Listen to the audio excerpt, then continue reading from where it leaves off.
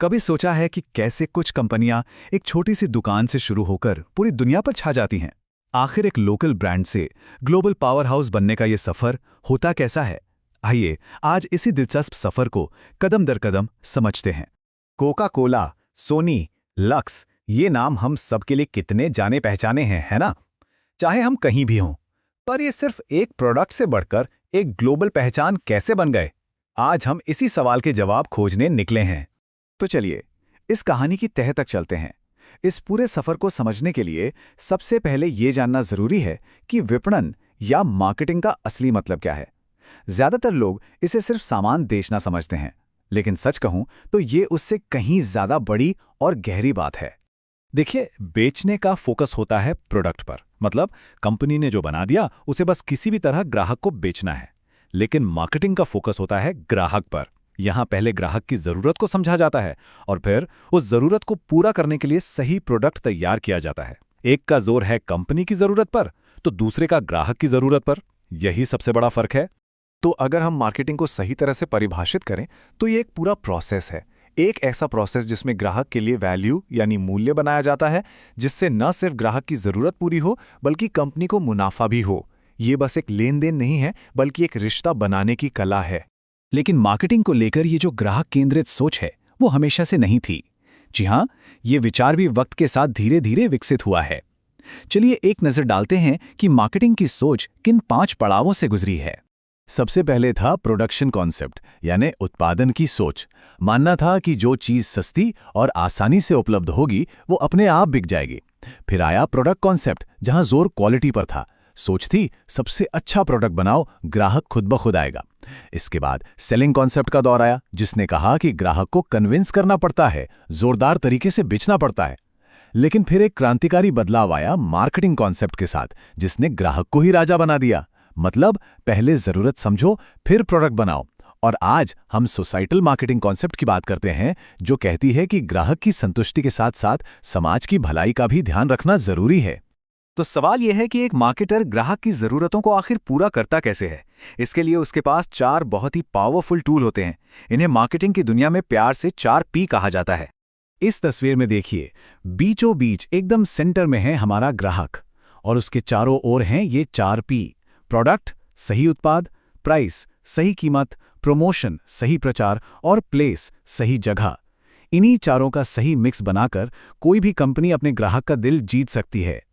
अच्छा, अब सोचिए, एक कंपनी अपने देश में अच्छा काम कर रही है, सफल है, तो फिर वो अंतर्राष्ट्रीय बाजार की तरफ देखती क्यों है? इसके पीछे कई वजह होती हैं। कभी कभी तो अपने ही घरेलू बाजार में कंपटीशन इतना बढ़ जाता है कि बाहर निकलना जरूरी हो जाता है। कई बार सरकारें भी एक्सपोर्ट के लिए अच्छी नीतियां बनाती हैं, और जाहिर है दूसरे देशों में मुनाफा कमाने का मौका तो होता ही है।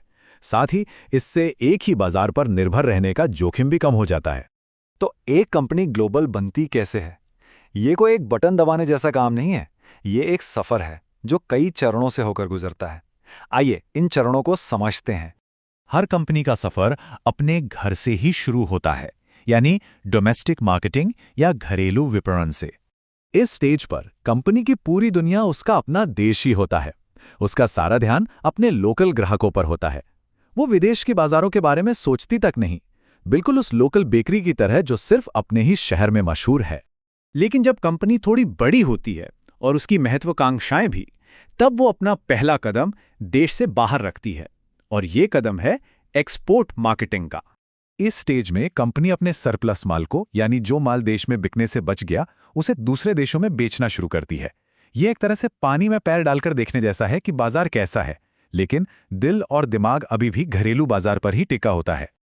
और जब बाहर से अच्छे ऑर्डर आने लगते हैं, तब कंपनी विदेशी बाजारों को लेकर सीरियस हो जाती है।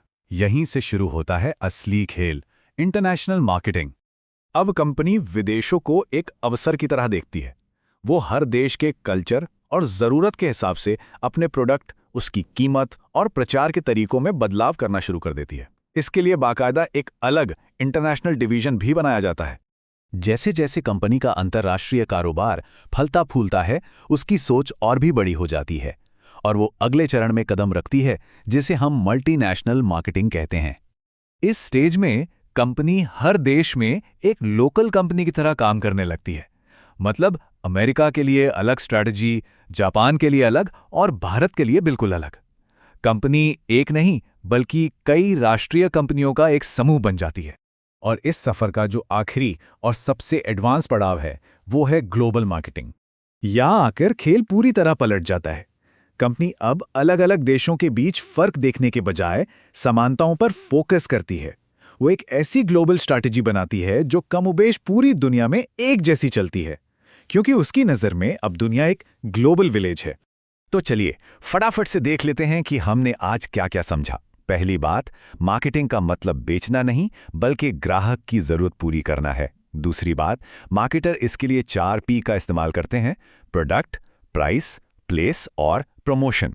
और तीसरी सबसे जरूरी बात, ग्लोबल बनना एक सफर है जो घरेलू, निर्यात, अंतर्राष्ट्रीय, बहुराष्ट्रीय और आखिर में वैश्विक मार्केटिंग के चरणों से होकर गुजरता है।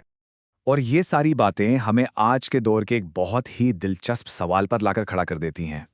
आज की इस कनेक्टेड दुनिया में जहां इंटरनेट ने सारी सीमाएं मिटा दी हैं, क्या कोई भी बिजनेस सच में सिर्फ लोकल या घरेलू रह सकता है?